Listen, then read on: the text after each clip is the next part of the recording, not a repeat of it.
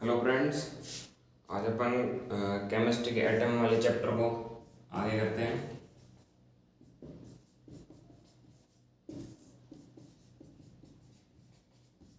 Atom पढ़ा रहे थे अपन। एटम में सम इलेक्ट्रॉनिक तक अपन ने करवा दिया था। अब अपन उसका आगे करते हैं। सम इलेक्ट्रॉनिक के बाद टॉपिक आता है रदरफोर्ड का नाभिक मॉडल। रदरफोर्ड का नाभिक मॉडल।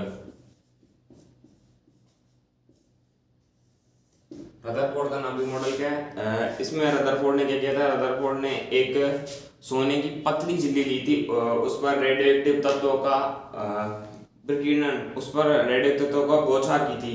तो उन्होंने पाया था कि कुछ कण थे, वो तो क्या थे कि सीधे ही निकल गए थे, मतलब वो जगह खाली थी, उस जगह पे कुछ नहीं था। और कुछ कण ऐसे थे कि जो विचलित हो रहे थे, अपनी जगह से जाके टकराकर टेढ़े होकर निकल के जा रहे थे, मतलब उसमें नाभिक भी उपस्थित था, धनावेशित भाग था जिसे अपन नाभिक कहा जाता है।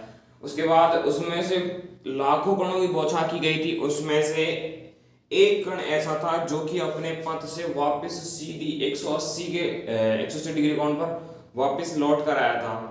तो उससे पता चलता है कि नाभिक जो है वो उसका आकार बहुत ही छोटा था। ठीक है, तो रदरफोर्ड ने क्या किया था कि रदरफोर्ड ने इसके रदरफोर्ड नाभिक मॉडल से इसके दौरान नाभिक की खोज की गई थी। नाभिक की खोज किसने की थी? रदरफोर्ड ने की थी, अपने रदरफोर्ड के नाभिक मॉडल के द्वारा की गई थी। और इसके दौरान क्या किया था कि जो इन्होंने जो अल्फा कण थे, अल्फा कण या रेडियोएक्टिव तत्व जिनकी बौछार की गई थी, उनमें से अधिकतर कण क्या गए थे? अधिकतर कण सीधे निकल गए थे।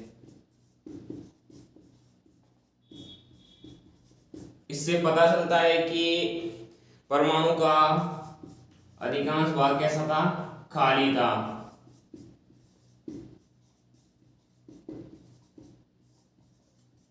परमाणु का अधिकांश भाग कैसा था? परमाणु का अधिकांश भाग खाली था, कि मतलब वहां उस जगह पर कुछ नहीं था। ठीक है, उसके बाद आगे क्या किया था? आगे होता है कि उस जो अल्फा कण थे उनमें से कुछ कण अपने मार्ग से विचलित हो गए थे।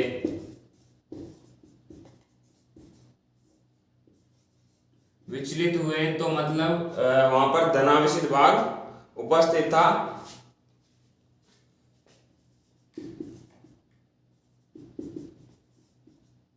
धनावेशित केंद्र, धनावेशित केंद्र उपस्थित था। तो जिस जगह पर धनावेशित केंद्र उपस्थित था उसे क्या कहा गया था? उसे नाभिक कहा गया था। क्या बोला गया था? उसे नाभिक बोला गया था। और इसमें एक था कि जो भी उन्होंने लाखों कणों की बौछार की गई थी, लाखों अल्फा कणों की बौछार की गई थी, उनमें से एक अल्फा कण अपने मार्ग पर पुनः लौट आया था।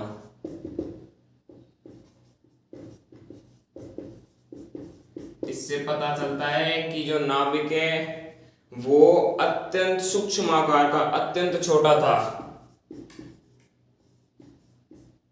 नाभिक का आकार सूक्ष्म था या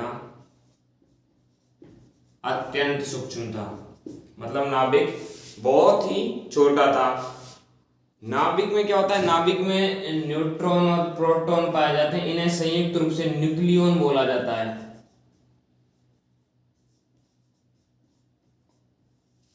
नाभिक में न्यूट्रॉन और प्रोटॉन पाए जाते हैं, उन्हें संयुक्त रूप से क्या कहा जाता है? न्यूक्लियॉन बोला जाता है। इसके आगे चलते हैं कि जो नाभिक है उसकी त्रिज्या को, नाभिक की त्रिज्या को किसमें मापा जाता है? नाभिक की त्रिज्या को फर्मी में नापा जाता है। नाभिक की त्रिज्या का मापन किसमें किया जाता है? फर्मी में किया जाता है। और एक फर्मी बराबर, एक फर्मी बराबर होता है 10 की पावर माइनस 15 मीटर, और एक फर्मी बराबर होता है 10 की पावर माइनस 13 सेंटीमीटर। ठीक है, एक फर्मी बराबर कितना होता है? 10 की पावर माइनस 15 मीटर, और एक फर्मी बराबर कितना होता है? 10 की पावर माइनस 13 सेंटीमीटर। उसके बाद अपन आगे चलते हैं कि नाभिक की त्रिज्या कितनी होती है। तो नाभिक की त्रिज्या, नाभिक की त्रिज्या होती है 10 की पावर माइनस 13 सेंटीमीटर, मतलब एक फर्मी के बराबर होती है। और परमाणु की त्रिज्या,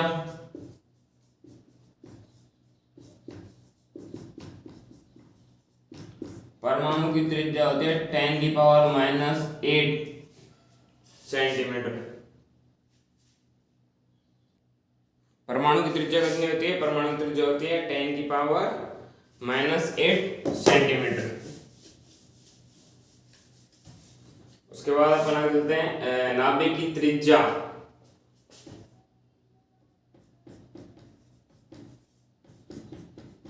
नाभिक की त्रिज्या व द्रव्यमान में संबंध, नाभिक की त्रिज्या व द्रव्यमान में संबंध।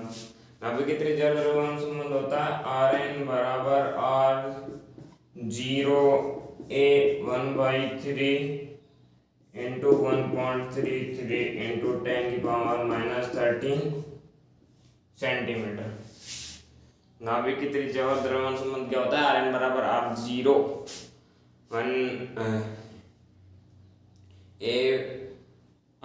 1/3 बटे 1.3 इंटू 10 पावर माइनस 13 सेंटीमीटर। उसके बाद अपना अगला टॉपिक आता है प्लांक का क्वांटम सिद्धांत।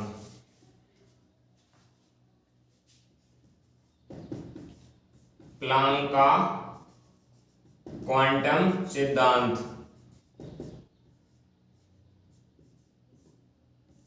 प्लांक का क्वांटम सिद्धांत है। प्लांक ने बताया था कि किसी भी वस्तु द्वारा जो ऊर्जा, किसी भी वस्तु द्वारा उत्सर्जित या अवशोषित जो ऊर्जा होती है वो एक साथ न होकर वो टुकड़ों में बटी होती है, उसे बोलते हैं प्लांक का सिद्धांत।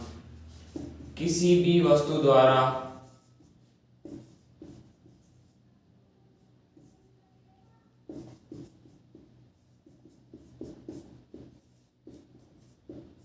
उत्सर्जित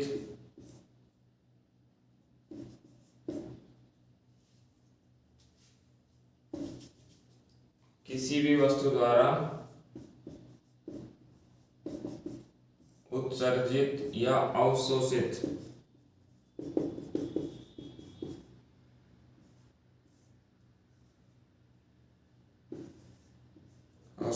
ऊर्जा सतत मतलब लगातार ना होकर टुकड़ों में बटी होती है।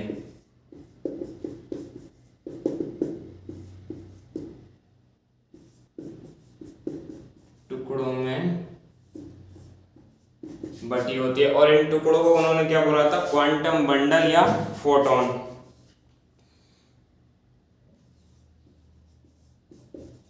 ऊर्जा के टुकड़ों को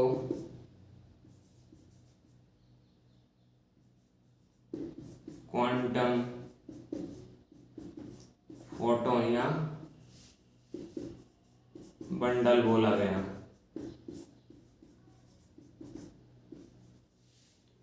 ऊर्जा के टुकड़ों क्या बोला था? क्वांटा, फोटोन या बंडल बोला गया था। ठीक है, उसके बाद अपन आगे चलते हैं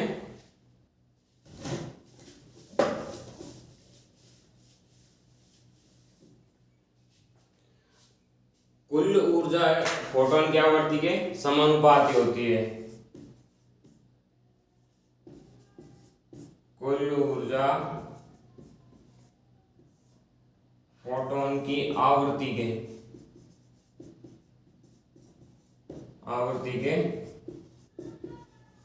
समानुपाती होती है। तो इसका मतलब क्या हुआ, एनर्जी समानुपाती आवर्ती, आवर्ती क्या बोला जाता है, म्यू बोलते हैं। ठीक है, तो E बराबर क्या हो गया, एच म्यू। ठीक है, और चूंकि म्यू बराबर क्या होता है, सी अपॉन लैम्बडा, तो यहाँ पे क्या हो जाएगा, E बराबर एच सी अपॉन लैम्बडा। ठीक है, तो यहाँ पर H क्या है, H बराबर है यहाँ पर नियतांक। ठीक है, और म्यू बराबर क्या है यहाँ पर, आवृत्ति।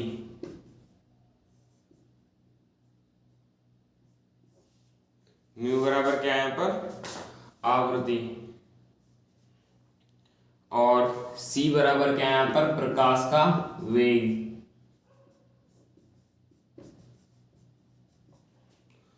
और लैम्बडा क्या है यहाँ पर, लैम्बडा क्या होता है, तरंग दैर्ध्य।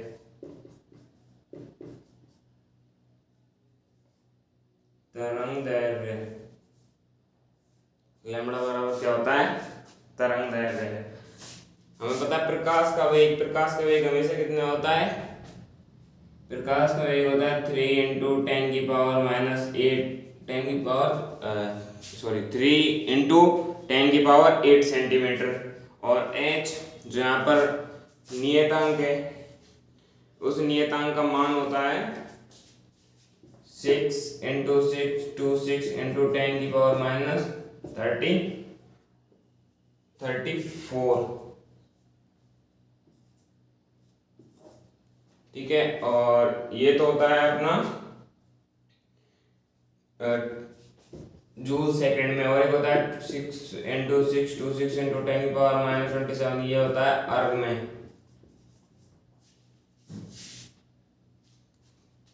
ठीक है,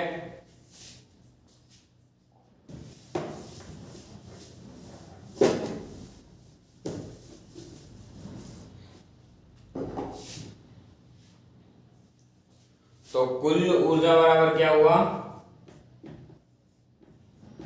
कुल ऊर्जा E बराबर क्या हो गया, फोटोन की संख्या।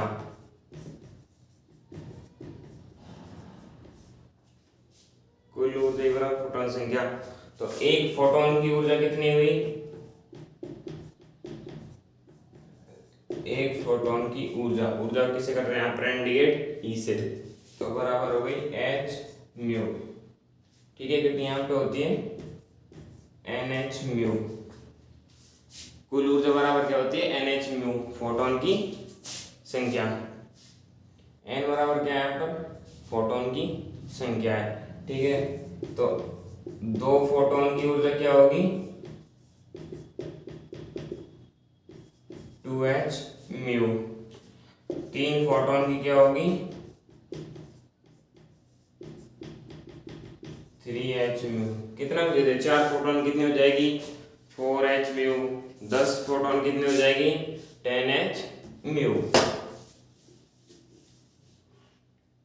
उसके बाद अपन आगे चलते हैं कि जो भी अपन ने सूत्र पढ़ा था, एनर्जी बराबर क्या होता है, ऐसे अपन उसका एक न्यूमेरिकल करते हैं अपन, कि मान लो कि एक फोटोन का तरंग दैर्ध्य दे रखा है 3 × 10⁻⁸ है मीटर है, तो उसकी ऊर्जा क्या होगी, जहां उसका H बराबर, H का प्लैंक नियतांक का मान दे रहा है 6.62 × 10⁻34 जूल सेकंड। ठीक है, तो अपन को एक बार तो देखते हैं क्या क्या दे रखा है।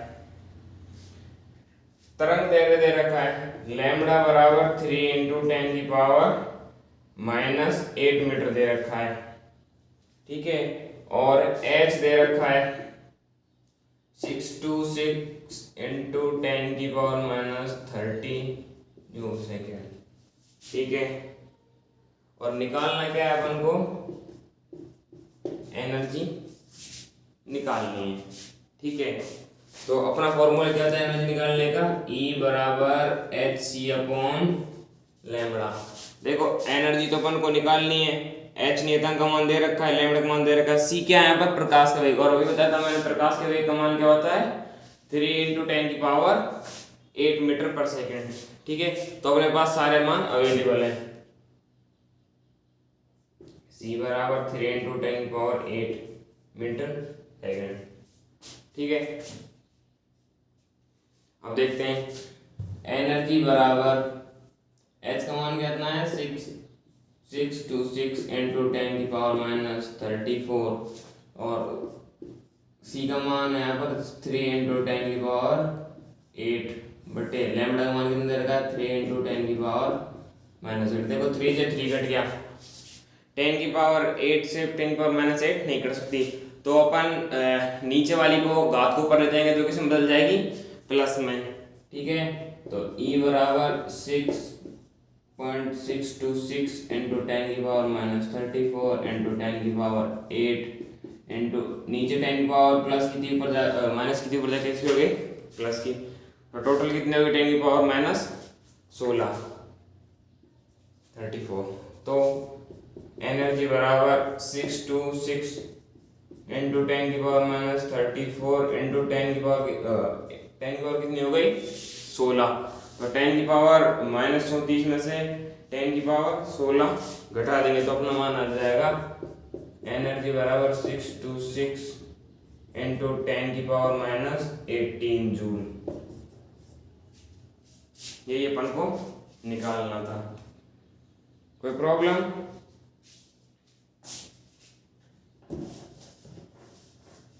किसी को कोई भी दिक्कत आए तो वीडियो में कमेंट करके बता देना, मैं जरूर सॉल्व करूँगा। ठीक है, देखो जैसे कि मान लो कि दे रखा है लैम्बडा का अनुपात, लैम्बडा का अनुपात होता है एनर्जी का अनुपात। लैम्बडा का अनुपात और एनर्जी के अनुपात दोनों हमेशा विपरीत होते हैं, उल्टे होते हैं। यदि किसी क्वेश्चन में दे रखा है कि लैम्बडा का अनुपात मान लो कि सब दे रखा है 3/2 है, तो एनर्जी का अनुपात क्या होगा उसे उल्टा कर देंगे 2/3। उसी तरह से म्यू का अनुपात, यदि किसी क्वेश्चन में दे रखा है तो ये भी क्या होते हैं, ये भी एक दूसरे के विपरीत उल्टे होते हैं। मान लो कि म्यू का अनुपात कुछ भी दे रखा है, लैम्बडा का अनुपात कुछ भी दे रखा है, वो दोनों आपस में एक दूसरे के उल्टे हो जाएंगे। और एनर्जी का अनुपात और म्यू का अनुपात हमेशा समान होते हैं। जैसे मान लो कि एनर्जी का अनुपात 3/2 दे रखा है तो म्यू का अनुपात भी क्या होगा 3/2। ठीक है, ये जरूर ध्यान रखना, इसमें से ज्यादातर क्वेश्चन पूछा जाता है इसी से ही कि या तो म्यू का अनुपात देके एनर्जी का अनुपात पूछ लेगा या एनर्जी का अनुपात देके म्यू का अनुपात पूछ लेगा, कि दोनों का अनुपात हमेशा क्या होता है उल्टा होता है। और लैम्बडा का अनुपात और म्यू का अनुपात भी क्या होता है उल्टा होता है। बस ये ध्यान रखना एनर्जी और म्यू का अनुपात समान होता है और बाकी सारे अनुपात उल्टे होते हैं। ठीक है, जैसे इसमें एक क्वेश्चन दे रखा है कि 2 फोटोन के तरंग दैर्ध्य का अनुपात, तो लैम्बडा का अनुपात दे रखा है उसने, लैम्बडा का अनुपात बराबर 1/3 है, तो एनर्जी का अनुपात का मान क्या होगा, मतलब उल्टा ही होगा। तो ऑप्शन दे रखे हैं, पहला 1/3, दूसरा 1/9, तीसरा 9/1 और चौथा 3/1। ठीक है, तो देखो लैम्बडा का अनुपात, ऊर्जा का अनुपात पूछ रखा है, एनर्जी का अनुपात ये निकालना है अपन को। तो ठीक है, लैम्बडा का अनुपात एनर्जी का अनुपात क्या उल्टा होता है, तो 1/3 है, इसका उल्टा क्या हो जाएगा 3/1। तो ऑप्शन कौन सा हो जाएगा चौथा ऑप्शन। ठीक है, अब आगे चलते हैं अपन बोर मॉडल पे।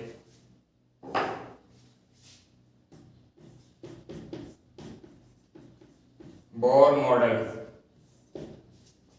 बोर मॉडल क्या है, बोर मॉडल ये भी क्वांटम संख्या पर आधारित है। और जो बोर मॉडल का क्वांटम का सिद्धांत था, क्वांटम का सिद्धांत, बोर मॉडल किस पर आधारित है? ये क्वांटम सिद्धांत पर आधारित है। क्वांटम सिद्धांत का प्रतिपादन मतलब दिया किसने था? बोर मॉडल दिया तो किसने था? प्लांक ने। लेकिन इसका यूज या उपयोग किसने किया था? इसका उपयोग किया था बोर ने। बोर मॉडल किस पर आधारित है? क्वांटम सिद्धांत पर आधारित है। और क्वांटम सिद्धांत का प्रतिपादन या मतलब दिया किसने था? ये प्लांक ने दिया था। लेकिन इसका यूज किसने किया था? इसका यूज किया था बोर ने। अब देखो बोर मॉडल होता क्या है? बोर मॉडल होता है कि बोर मॉडल एक इलेक्ट्रॉन प्रजाति पर लागू होता है। मतलब ये कोई भी तत्व है उसके जिसमें एक इलेक्ट्रॉन है उसी पर लागू होगा और किसी भी परमाणु पर ये लागू नहीं होगा। ठीक है, तो बोर मॉडल का सबसे मेन पॉइंट क्या था कि बोर मॉडल एक इलेक्ट्रॉन प्रजाति पर लागू होता है।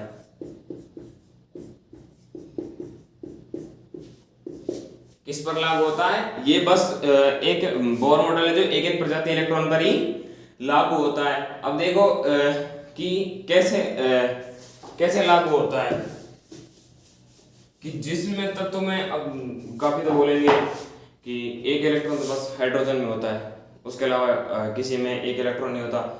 हीलियम में 2 होते हैं, लिथियम में 3 होते हैं, और नाइट्रोजन में 7 होते हैं, ऑक्सीजन में 8 होते हैं। उन पर लागू से देखिए कि मान लीजिए ये दे रखा है 1 हाइड्रोजन। ठीक है, अब इसमें इलेक्ट्रॉन देखने हैं। इलेक्ट्रॉन कितने हैं इसमें? 1 है।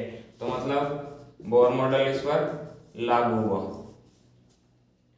एक मान लीजिए अपन को दे रखा है 2He। कितने इलेक्ट्रॉन है? 2 इलेक्ट्रॉन। बोर मॉडल लागू नहीं होगा। बोर मॉडल इस पर लागू नहीं होगा। अब मान लीजिए दे दिया 2He+। ठीक है, कितने इलेक्ट्रॉन है? अभी अपन ने पहले वाली क्लास में पढ़ा था ना कि जिस पे भी प्लस आ जाए, प्लस का मतलब क्या होता है कि वो एक इलेक्ट्रॉन त्याग चुका है। तो ठीक है, बताओ हीलियम कितने होते हैं? 2। 2 में से एक त्याग दिया, कितने बचे? 1 इलेक्ट्रॉन। बोर मॉडल लागू होता है। बोर मॉडल इस पर लागू होता है। ठीक है, अब मान लीजिए दे दिया लिथियम +3। कितने इलेक्ट्रॉन है? 1 गया, 2। बोर मॉडल लागू नहीं होगा। जैसे मान लीजिए 3Li+2 दे दिया, बता कितने इलेक्ट्रॉन बचे? 1। तो इस पर बोर मॉडल लागू हो जाएगा। ऐसे बोर मॉडल लागू होता है।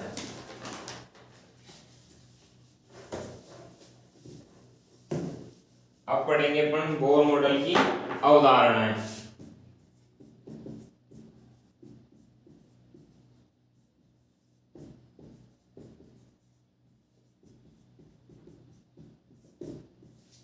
बोर मॉडल की अवधारणाएं देखो, बोर मॉडल की सबसे पहले अवधारणा तो क्या थी?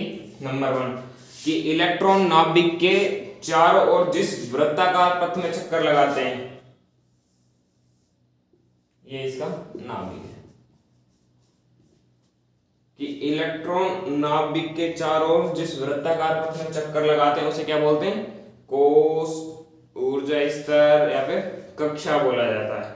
ठीक है, सबसे पहला तो था, सबसे पहला क्या था? इलेक्ट्रॉन नाभिक के चारों ओर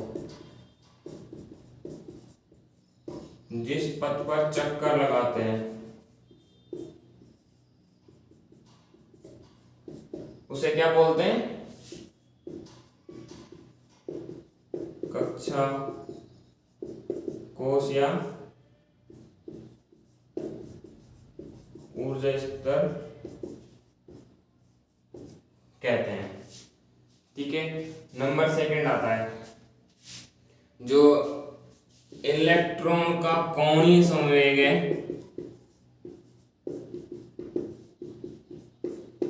वो होता है इलेक्ट्रॉन कोण समय में क्या होता है NH/2 n बराबर क्या है यहाँ पर, n बराबर है कोस या कक्षा का संख्या कितनी है, और h बराबर क्या है यहाँ पर प्लांक नियतांक, जो भी थोड़ा देर पहले पढ़ा था हमने। ठीक है, अब मान लीजिए पूछ ले आपसे क्वेश्चन कि इलेक्ट्रॉन के प्रथम कोष का कोणीय समय बताइए। प्रथम कोष अभी बताया अपन को, प्रथम कोष का कोणीय समय पूछा अपन से। प्रथम तो n बराबर कोष होता है वहां पर, फॉर्मूला क्या होता है NH/2 n की संख्या कितनी दे रखी है 1 को लिखो या मत लिखो H/2 दो का पूछ ले। ठीक है, तो क्या हो जाएगा NH/2 होता है, तो n की संख्या कितनी 2H/2 2 से 2 करके H/5 लिख सकते हैं, 2H/2 भी लिख सकते हैं। ठीक है, उसके बाद अगला आता है कि एक कक्षा में घूमता हुआ इलेक्ट्रॉन ना तो ऊर्जा को ग्रहण करेगा ना ही ऊर्जा को उत्सर्जित करेगा। थर्ड कौन सा आता है, एक कक्षा में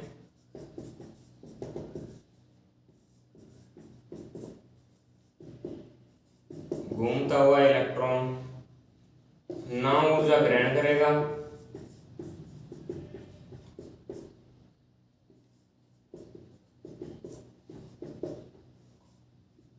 ना ऊर्जा त्यागेगा। ना तो वे ऊर्जा को ग्रहण करेगा ना ही ऊर्जा को उत्सर्जित करेगा। ठीक है, उसके बाद अगला आता है फोटोन, एक इसका स्पेक्ट्रम आता है। ठीक है, जैसे कि ये नाभिक है, ये फर्स्ट कोष है, सेकंड है, थर्ड है, फोर्थ, फिफ्थ, सिक्स, 7। ठीक है, तो यहां से इसमें जाएगा, इसमें जाएगा, इसमें जाएगा, इसमें जाएगा, तो ये ऊर्जा अवशोषित होगी, मतलब वो ग्रहण करेगा। जैसे अपन फर्स्ट क्लास से सेकंड में गए, सेकंड से थर्ड में गए, थर्ड से फोर्थ में गए, तो अपन क्या कर रहे हैं, उधर बैठे शिक्षा ग्रहण कर रहे हैं, अवशोषित कर रहे हैं। ठीक है, तो ये हो गया ऊर्जा का, ये हो गया अवशोषण स्पेक्ट्रम।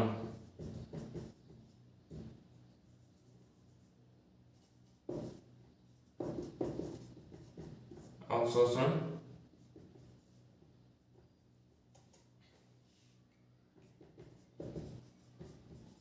स्पेक्ट्रम। अब मान लीजिए एक है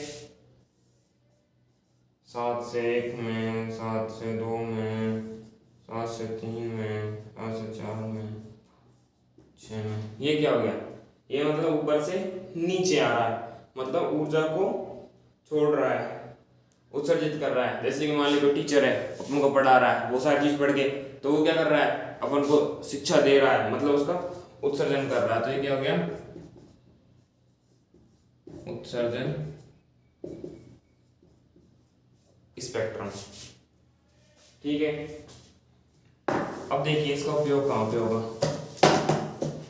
इसका उपयोग होगा फोटोन की संख्या ज्ञात करने में। कहाँ पे होगा,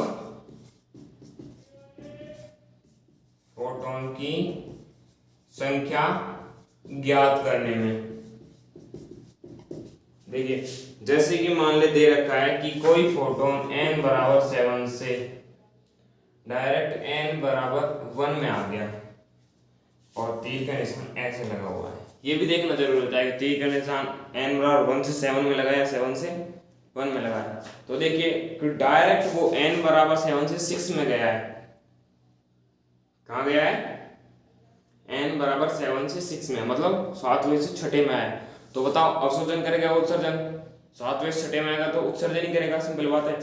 कितनी बार में गया है, एक बार में गया, तो क्या हो गया, एक फोटोन का उत्सर्जन हुआ है, एक फोटोन का उत्सर्जन हुआ है। अब मान लीजिए जैसे उसने दे दिया n बराबर 7, फिर n बराबर 5, n बराबर 3, n बराबर 1। पहले यहाँ से यहाँ गया, यहाँ से यहाँ गया, यहाँ से यहाँ गया। बताइए उत्सर्जन हो रहा है या अवशोषण? सिंपल सी बात है कि वो ऊपर से नीचे की साइड जा रहा है तो क्या होगा? उत्सर्जन होगा। अब देखिए कितनी बार में हुआ है, 1 बार, 2 बार, 3 बार, मतलब 3 फोटोन का उत्सर्जन हुआ है। 3 फोटोन का क्या हुआ है? उत्सर्जन हुआ है।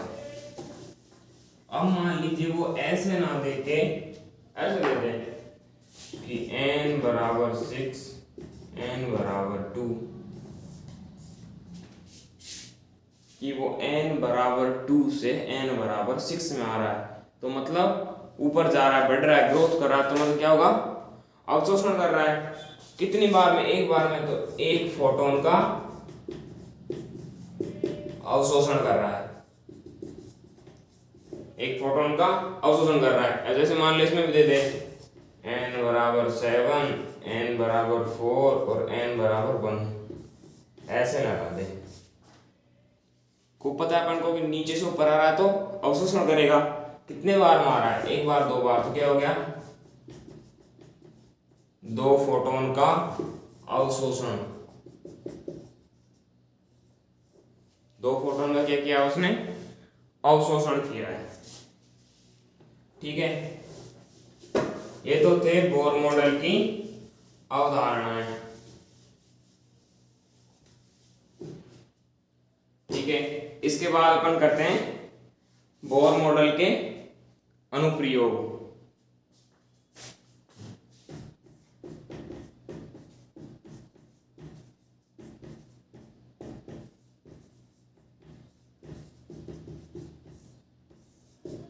बोर मॉडल के अनुप्रयोग। बोर मॉडल में सबसे फर्स्ट आता है कि त्रिज्या ज्ञात करना।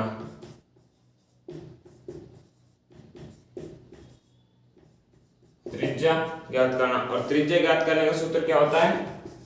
r बराबर 0.529 into n square upon h angstrom. त्रिज्या ज्ञात करने का सूत्र क्या होता है? r बराबर, दिख नहीं रहा साहब है, r बराबर 0.529 into n square upon z angstrom, यही होता है। ठीक है, तो n बराबर, तो यहाँ पर क्या हो गया? कोस, कक्षा या ऊर्जा स्तर, और z बराबर क्या हो गया? तत्व का परमाणु क्रमांक। ये होता है त्रिज्या ज्ञात करने का फॉर्मूला। ठीक है, अब देखो इसको अप्लाई कैसे करना है। काफी बार वो सीधा फॉर्मूला भी पूछ सकता है, तो लिख के दे देगा पेपर में त्रिज्या ज्ञात करने का फॉर्मूला कौन सा, और 4 ऑप्शन दे देगा। ठीक है, कई बार ऐसे भी दे देता है वो कि 0.5, 0.43 ऐसे भी दे सकता है। ठीक है, अब मान लीजिए अपन से पूछ लिया कि हाइड्रोजन के प्रथम कोष की त्रिज्या ज्ञात कीजिए।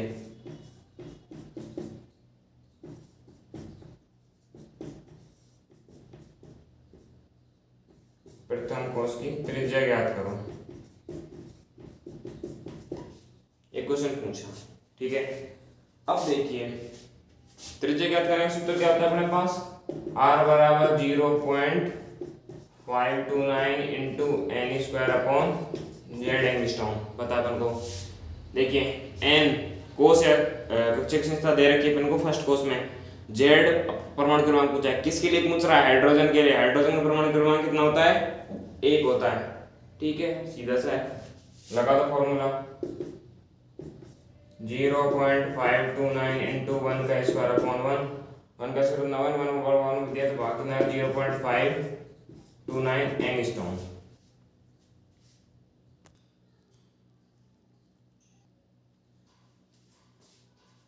ठीक है,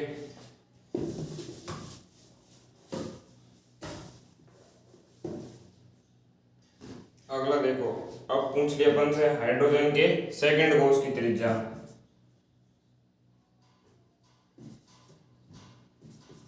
हाइड्रोजन के सेकंड कोष की त्रिज्या। ठीक है, उसी तरह अपन को फॉर्मूला पता है क्या होता है? r बराबर 9 into n square upon Z angstrom. ठीक है, तो एन बराबर कोस की संख्या होती है। कोस की संख्या कितनी तरह की है? 2। हाइड्रोजन लेके याद कर रहे हैं, हाइड्रोजन परमाणु क्रमांक कितना होता है? 1। तो r बराबर 0.529 इंटू 2 का स्क्वायर अपॉन 1। ठीक है, तो r बराबर 0.529 इंटू 2 का स्क्वायर कितना होगा? 4। 1 का भाग देंगे 1 ही रहेगा, 4 से गुणा करेंगे तो r बराबर 2.116 आ जाएगा।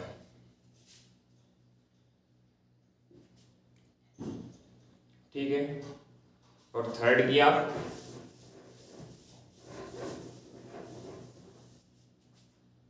थर्ड के लिए पूछ ले कि हाइड्रोजन के थर्ड कोस की त्रिज्या,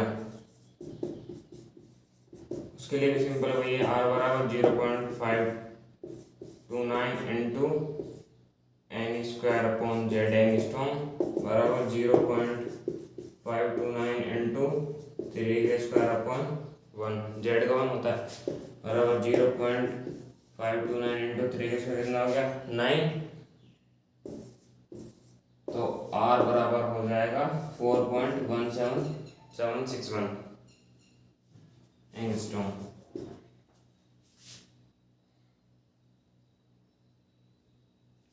ठीक है,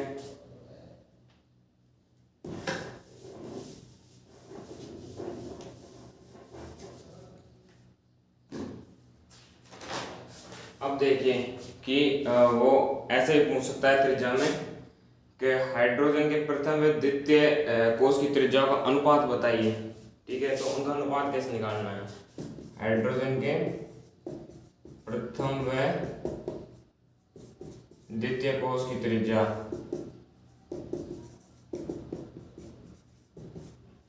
इनका त्रिज्या का अनुपात निकालना है।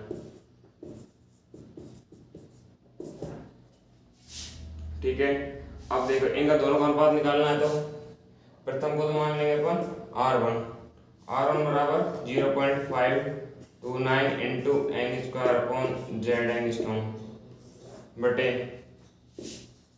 r2 बराबर क्या हो जाएगा? 0.529 into n square upon Z angstrom. ठीक है, 0.59 0.529 से 0.59 कट जाएगा, तो क्या बचेगा? r1 बराबर n square upon Z, hydrogen के प्रथम कोश की निकाल रहे हैं। ठीक है ना, और r2 बराबर एन स्क्वायर अपॉन जेड। ठीक है, तो देखिए r1 बराबर प्रथम कोश के लिए इनका 1 का स्क्वायर बटे 1, r2 बराबर 2 के लिए हो जाएगा 2 का स्क्वायर अपॉन 1।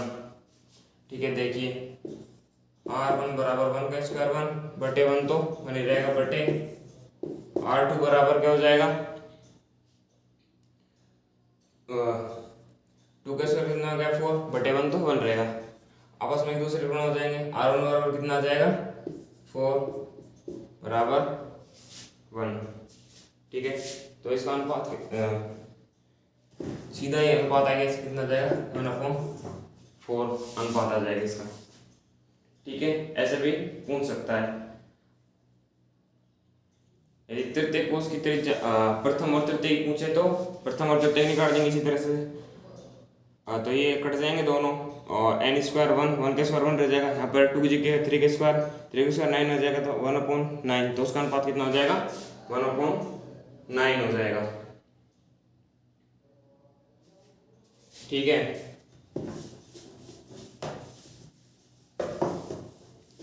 उसके बाद देखो जैसे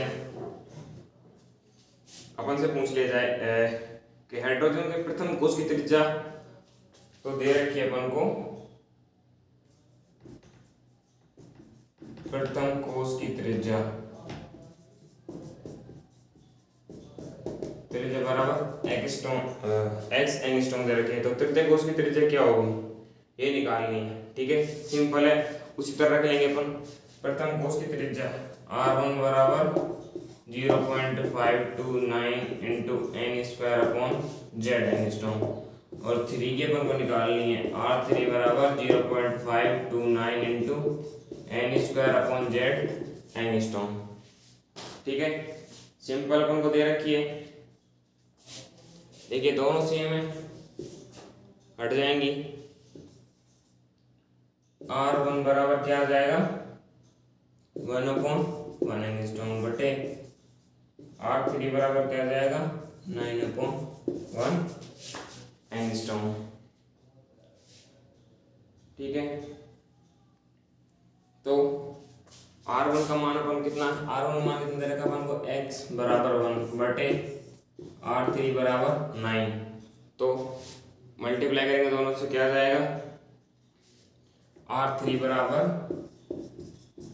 9x। ठीक है, ऐसे भी वो क्वेश्चन पूछ सकता है। और इसे सॉल्व करने का एक तरीका और है, आप जो चाहे मर्जी हो उससे कर सकते हैं। ठीक है, जैसे मान लो को दे रखा है R1 बराबर 0.529 into n square upon Z angstrom. ठीक है, बराबर 0.529 बराबर x। फर्स्ट त्रिज्या हमारी आता है बराबर x है, तो ठीक है उसी लिए रख देंगे R3 बराबर x इंटू 3 के स्क्वायर 9/1 R3 बराबर 9x। कोई दिक्कत? ठीक है, आप जिससे भी चाहें ज्ञात कर सकते हैं आराम से। ठीक है,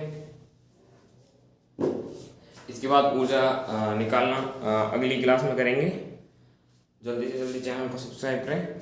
थैंक यू।